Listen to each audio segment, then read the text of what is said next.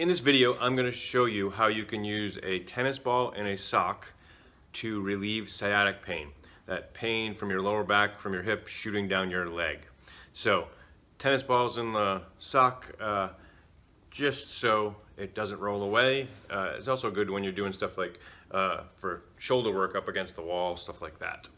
So, I'm going to use this as a form of self-massage. Just like if you were going to a massage therapist, you wouldn't want them to be torturing you, so don't torture yourself. Common mistake is people are like, oh, I don't like this, it hurts. You're in charge, adjust your weight, adjust the pressure, so it does not hurt, but yet you are working out excess tension in your low back or in your hips.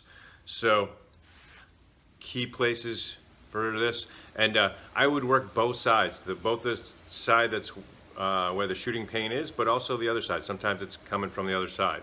So where do I want to do some self-massage with this tennis ball? Probably the biggest spot is your glutes, your butt. So basically putting that tennis ball under that glute muscle and adjust that pressure, and you're moving that around, exploring that, and guaranteed at some point on one side or the other you're going to find some spots that are really tender and really inflamed. Again, your objective is not to torture yourself, but for about 2 minutes on any of those spots to gently let your weight down, gently add pressure, and let that tension dissipate.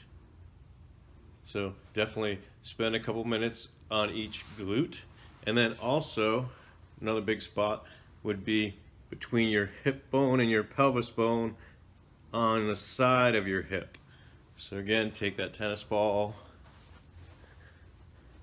and ease your weight down that. And again, feel that between the hip and the pelvis bone and explore the muscles and tendons in there. When you find a spot that's really tender, do not torture yourself, but to ease your weight down on that.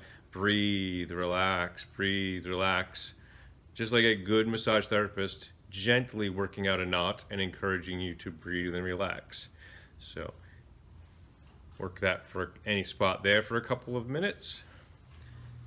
You could also do the same thing on your lower back and explore that. And especially for the low back, you might need to raise your hips up and down to get the right pressure for that. You could also work between the hip and the pelvis on the front of the hip.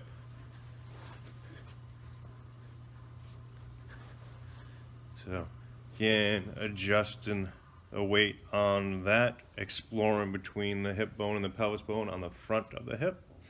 And when you find any tender spots there, to ease into that.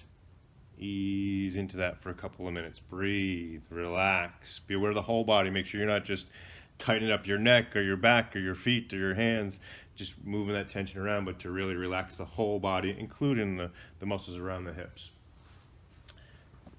If that helps you out, I would spend a couple of minutes on any spots every day. Depending on how bad it is, it might take a couple days, it might take a couple weeks. If that's not giving you relief, definitely let me know, and we can look at some other stuff. There are many things that could cause sciatica. There's many things that could fix sciatica. So, hope that helps.